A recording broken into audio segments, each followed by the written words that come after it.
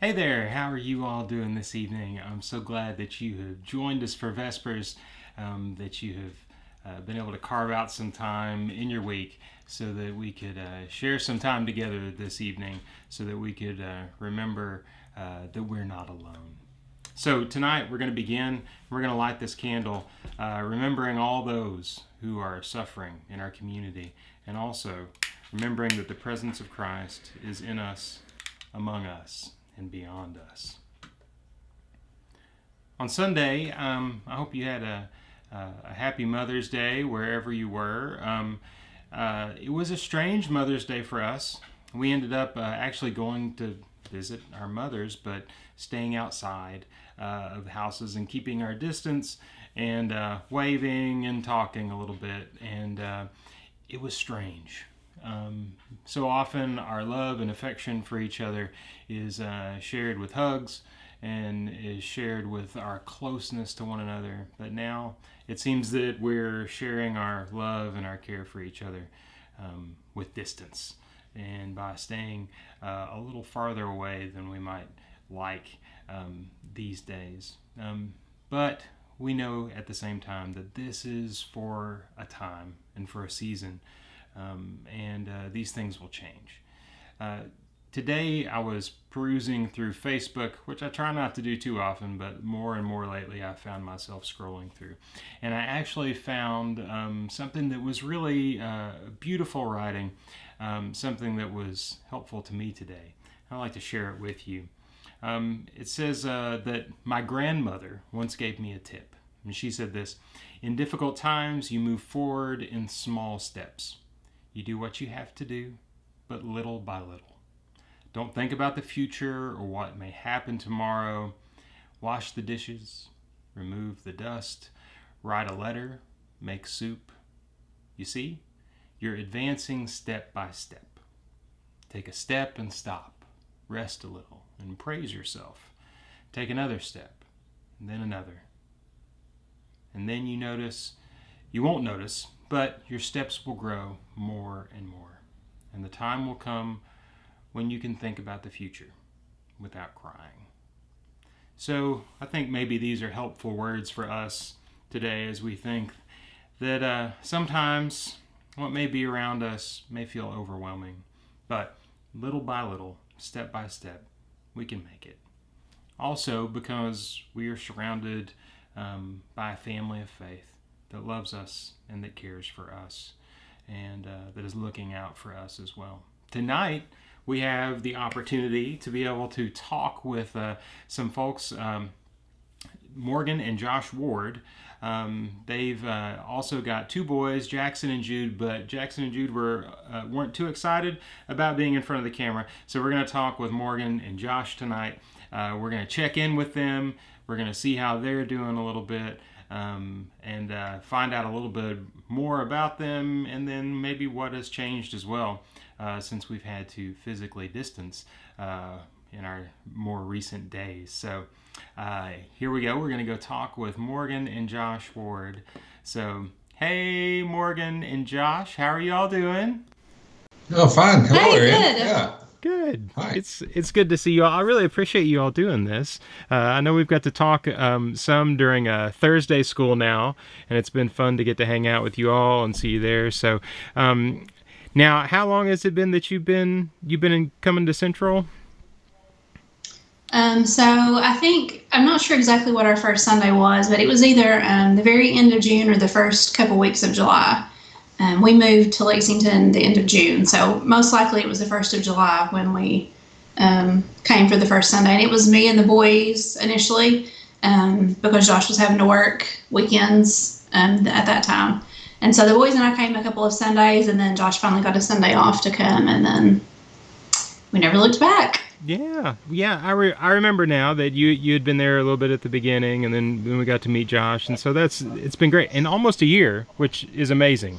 That it doesn't seem like it's been that long. So, so do you want to tell us a little bit since you're relatively new to Central? Tell us a little bit about where you're from and how you made it to Lexington. Sure. So we are from Floyd County. Probably, I don't know how familiar people are, but if you get on the Mountain Parkway and drive about 2 hours east and south, you go to Floyd County. Morgan and I were both born there, and we, went to school together. Graduated from high school there in the early 2000s. It's really just 2004. And then we moved, I guess, and lived in Richmond for a while. Morgan went to college. Moved back home. We were married for 10, 12 years. How long have you been married? And then, Sorry, these are questions that I shouldn't have gotten into so soon. No, it's all good. I was offered a relocation, and we moved to Lexington about a year ago. Yeah. Well, that's awesome. I did not realize that you had been in Richmond for a little while. So, which is great. I was there. Yeah, we were there for about 6 years, I think. I went to Eastern, which is how I ended up there. No particular reason. I just, things were a little different, like back in that day. Like, guidance counselors really didn't, give you all of these options. There were no, college visits where we were from anyway. And so I literally just picked Eastern because I don't know why, I just did. Your mother did go there. Yeah, my mom did go there. So that's where I ended up. But I loved Richmond. Mm-hmm. Yeah. It's a very good town.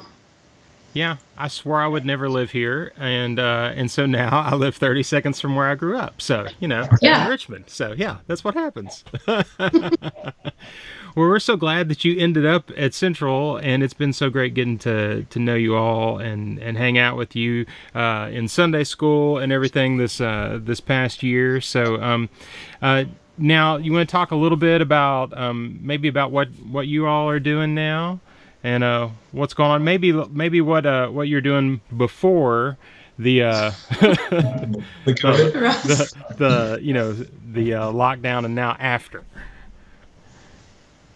Yes, so my background is in social work. That's what my degree is in. I have been working I was a family resource center coordinator and then a youth service center coordinator for 10 years before we moved. And once we moved, I took a position as a behavioral interventionist through U of L, but serving the kids here in Fayette County. And so I basically would sort of teach students certain skills to help them be a little more successful in the classroom. Just, basic things. And then lots of positive rewards, buy-in from their classmates and things like that. So I was in quite a few different schools, and I was actually getting ready to start in Jessamine County at the Early Learning Village. I had just met my teachers and just met the students I was going to be working with, and I was supposed to have started on Monday that everything shut down. So I didn't get my first day. I just did all the pre-work, but didn't actually get my first day in. So, but because there's no school, there's really nothing for me to do. So we've kind of been put, we're temporary, so we're just sort of on hold, I guess, with the option of maybe going back in the fall. But I'm probably going to be job hunting here this summer to get something a little more, because it's a grant position, so a little up in the air. Good. So I am an assistant store manager for the Sherwin-Williams Company. I work in the Versailles location. Spend my days filling orders and solving problems and helping people figure out what they should be painting whatever they're painting with. Service lots of different customers and lots of needs and solve a lot of problems. We're needing some new paint, so maybe we can not make some of the horrible choices we've made in the past. Definitely can help He can certainly help. It always sounds like this. Oh, this is going to be a great idea, and then you get it on the wall, and a little bit of it's like, oh, that looks okay, and then you get a lot more of it, and you're like, oh no, that was horrible. Why did I do that? So tell me a little bit about how things have changed for you all since we've had to, physical distance and things have shut down and all that. What have you all been doing? Maybe mention the boys that exist. Yeah, we do have 2 boys.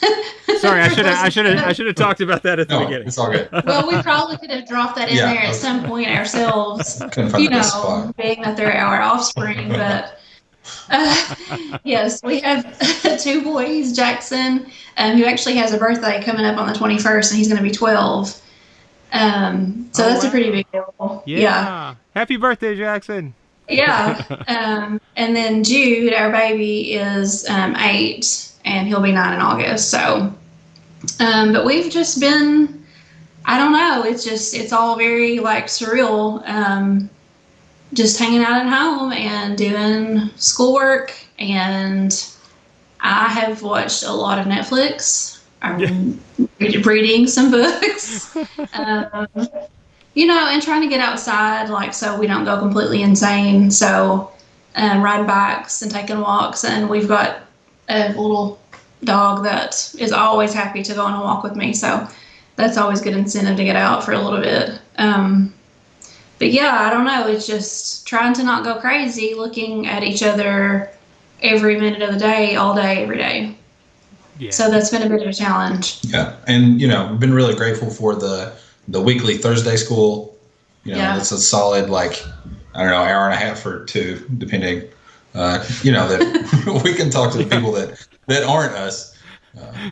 That's been pretty cool. Like yesterday we did what does Susan call it? I don't know. Morgan's brother, it was his birthday, and they had cake. They live in Louisville. So they got all of the family together on a Skype call, and, we watched them eat cake together. We all sang happy birthday. We all had our own desserts at our own houses. So that was nice. It's definitely not what you would want, but it's nice to have, the means to still be connected with people. We have we try to meet with my parents once a week on Zoom, and just check in. And then we check in with his parents, and just trying to stay connected with friends. And I don't know, you just do the best you can. Mm-hmm. It's crazy. But, yeah. And Josh is still having to work, so that's like an added thing. So the boys and I are home, and we never go anywhere, and he's having to go to work every day. So. Yeah, that makes things a lot different. So what's it like at work now, Josh? So we spend, a lot more time talking on the phone. I have, 2 phones ringing, and I'm trying to do something, and people are outside, and you just try to, find the best way to optimize your day in a way that, when people are in the store face to face, there's a natural tendency to line themselves up in a fashion. People understand, it's that guy's turn and I'm next, and you can solve 2 or 3 things at the same time. Whereas with all of the over the phone curbside thing, it's become much more linear in a way that really doesn't satisfy me or the customers. So that's been kind of frustrating. Yeah. But they're getting to open back up for customers soon. Yeah, pretty soon. So they're having to make preparations for that. Yeah, we put up plexiglass screens inside, and 6-foot circles on the floor, and various signage and disinfectant stations. So. Oh wow, that's a lot of stuff to try to get together. So that. Yeah, it's cool. Yeah, I'm very good at it. Well, that's good. That's good that they're taking all those precautions. I know you got to now, and so that's so hopefully people can stay safe in the midst of all this too. So, yeah, we don't think about all the work that has to go in behind the scenes for all these businesses to try to get back together and to be able to make it safe for customers to be there. It's a lot of added work on employees too. So. Yeah. Mm-hmm. Yeah. Goodness. Well, Morgan, do you have any Netflix recommendations or book recommendations for us? Let's see. Well, so usually I have something that I'm watching because I have so much time on my own right now. And then there's things that we watch together. So currently we are watching Community. I don't know. Oh, yeah. Okay. Again, we've seen it, but it's been a little while, so we started back from the beginning, and it's just as good this time through, maybe better. Yeah. Not for everybody, for sure. Huh? No, but I love all the paintball fiascos. Yeah. Like every season. It's amazing. Yeah. Cool. So that's what we are currently watching. I just started watching Pose on Netflix, which is it's from last year, I think, but I hadn't seen it yet. And I was trying to watch, what's it called? The show you wanted me to watch? Ozark. Ozark. Oh yeah, it's got Jason Bateman in it, And doesn't it? yeah. Yeah. It's So very I good. finally got through the first season. I have not been able to make myself start season 2, not because it's not good, but it's just very like heavy. It is so intense. And sometimes I just cannot like give me some like reality TV cooking shows because like that's my happy place. Yes. So Yeah. yeah. Yeah, I've been watching. I can't watch anything like really serious right now. I've been watching because Justin Levin suggested it. Gourmet Makes on Oh, Oh YouTube. yes. yeah. It's Yeah, fantastic. We watch that all the time. yeah, I Yeah. I love it. really like it when she has like a hard time and gets really exasperated with whatever it is. This is my favorite. Yeah, like she's so smart and so good at it, and she's having a Yes, hard that's right. time. This makes me She's feel the so Yeah. much best. better, you know. So if anybody ever tries now, Josh, you do a lot of cooking. Have you tried anything from her? Have you tried to make Starburst or Twizzlers? No, No. No. Okay. no, I haven't tried any of her uh, particular recipes. Yeah. Well, when you Yeah. do, we need a video. So, Right. in That's a fact, great let's try idea. one right now. Let's do it right now. Let's just go for it. Okay. We'll just turn Vespers into a cooking show. Yeah, it's not a bad idea. So, well, Morgan, you were talking about you had some things that you've been doing to stay sane lately, and so what has been what's been getting you through? Well, I think saying that I'm sane may be a little like bit of a stretch Yeah, sometimes.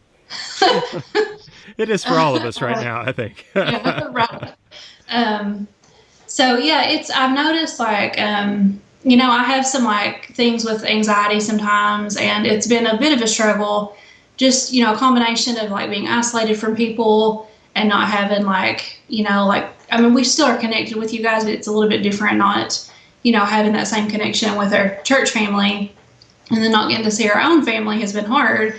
Our parents, live back in Floyd County, so we haven't really gotten to see them at all. And just the uncertainty, like it's very stressful sometimes. Like you worry about your health when you have to get out, or Josh is still working, so that's a worry. So there's a lot of things that I find like really like weighing me down, and so I have to really work hard sometimes to try to stay positive and sort of keep myself like grounded and stay focused, and sort of not let all of that just sort of take over. And it's a challenge sometimes. And I had read when we were doing our book club before that was ruined. Thanks a lot, COVID. God. It's ruining my life.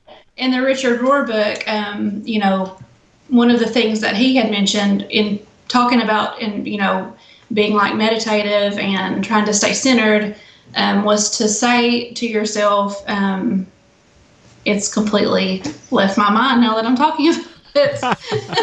Oh, right. Sorry. It's a, Be still and know that I am God. And then you just take off a word. So you say, be still and know that I am God. Be still and know that I am. Be still and know. Be still. Be. And I find myself when I am feeling very anxious, I just sort of say that over and over and over again. And I have discovered that it really does help sort of keep me, a little bit sane anyway. Sort Yeah. of, brings me back down a little bit. So that's what I've been doing. Yeah. Yeah, it's. I mean, I remember early on, having a day where I was like standing. I just remember standing at the stove, and I could feel myself just spiraling. Just I was like, I'm going down, and I'm not gonna make it. Because there was so much anxiety over what's gonna happen, how are things gonna, be, and so yeah, those are good things for us to remember. Those practices can really make a difference. So. Thank you. That's awesome. it's very good. Yeah. Welcome. That's Yeah. good. I need to do that. I need to do that. I need to go do that like right now. So Yeah. Yeah. I need to schedule that during the day for all of us to do. So Yeah. It's good. It's helpful, I think. yeah. So, what about your all's family? Are they doing okay in Floyd County? I know you all had mentioned them. Is everybody still safe and healthy? Yeah, I think for the most part, they're, probably even more frustrated, being separated than we are. Like our children are pretty awesome, and my parents and her parents like really like them. Yeah. you know, like they come to visit us, right? Yeah, Yeah, yeah. Right. yeah, Exactly. Yeah. Yeah. yeah, They call and yeah. they're like, "We miss the boys so much." And I'm like, Hey, "Hello." yeah, Well, we miss you too. I mean, we miss you too. Like, yeah, whatever. Yeah. Kinda. Yeah. Uh, sure. yeah. We're talking about planning, like, some kind of birthday, something for Jackson. Maybe I think the 25th that week, right? Small group restrictions are changing or whatever. They're really excited Right. about that. We'll see how that goes. Yeah. Yeah, I told both yeah. of my parents to go get tested yesterday. I don't know if they did or not. Josh's parents are still working as well. Yeah. Oh, really? So, Oh, yeah. yeah, they're sort of being forced into being around people. My parents just refuse to, like, do what they're supposed to be doing. They're both retired, but, they have to go to Ollie's and Lowe's and Tractor Supply and Walmart, and golf. Right. You know how Right. it is. Yeah. Yeah. Yeah. I know how it is. I've had to, Of Yeah, course. have those yeah. weekly discussions with some people to, I know. make sure that they're staying safe and staying away from things. Wearing masks. Yeah. So yeah. Well, it has been so great getting to talk with you all and hang out with you all. I just appreciate you all so much. I appreciate you, being willing to come and talk to us tonight, and it's been so great getting to know you all. And hope you guys can stay safe and healthy, and things go well as you get back to work and all that. And that Jackson has a good birthday coming up too. So maybe there'll be some lightened restrictions, and the grandparents can see who they really want to see. So Yeah. Right. We were going to say too before we end that, and you all probably hear this all the time, I guess, but coming from people that are new, like just to sort of let all of you all know, like it's been really wonderful for us, getting to know everybody, and everybody has been so welcoming from the moment we walked in the door. We were just person after person, like, hey, we're so glad you're here. We're so happy to see you. Where are you guys from? And every week for like months, we would meet new people, not in like an overwhelming way, but in a very like sincere, we're really glad that you're here. And we've always felt that way. And so, it's been great. And like we said earlier, we don't really have any family here other than, Josh's brother lives here. But all of our parents are home and most of our friends are home. So it's been a great connection for us. And so we're very appreciative of that and for all of you guys. Yes. Thank you. Oh, well, thank you. Y'all are family to us, and we're so glad that you're part of our central family, and so we'll hopefully like get to see each other before too long, Right. For and like us. hang out and say hey rather than just across screens. So Yes. yeah. So well, thank you all so much, and we will see y'all a little bit later. All All right. right. Thank Thanks. you. Bye. Bye. Bye. Thank you so much, Morgan and Josh, for sharing with us tonight, for taking the time out to talk with us. We really do appreciate that, and thank you to you, to our congregation, because it truly is just a wonderful and welcoming place, and I feel blessed again and again to get to be part of such a beautiful and loving and caring and welcoming congregation. Um, Tonight we have a word from Mark, who's going to introduce Rabbi Wershafter as well, who's to share a few words this evening, and then we'll sing a song together whenever we come back, and we'll see also if Biscuit is still here bathing on the couch whenever we come back. So here's Mark. I think if I can find out how to click over and get to Mark. Biscuit has me all all off kilter now. So, which one is Mark? Can you find a biscuit? There we go. Okay, here's Mark. Hello, everyone. Before we leave you this evening, I wanted to share with you a quick word from my friend and colleague, the Rabbi David Wirtschafter. Each year in late April or early May, the Jewish community hold what they call Yom HaShoah, literally Day of the Whirlwind, better known to us as the Holocaust Remembrance Day. We've heard the statement, those who fail to learn from the lessons of history are doomed to repeat them, and how true that wise statement is, that we sometimes find ourselves on a loop of just repeating the same mistakes over and over and over again. And so perhaps we should break down the components of why we would look at the past as a means of helping us live in the present. For we recognize how the past does impinge itself upon our day, and by thinking carefully about what others experienced and what they went through, we might be able to discern better and interpret more accurately our times, that we would have empathy and a deeper understanding for others, to see how fears and worries led folks to make awful decisions, and how human nature in its worst expressions can bring forth unspeakable, unbelievable evil. That by thinking about that uncomfortable parts of our ugly past, we might be able to thwart off having such terrible things happen in our present and in our future.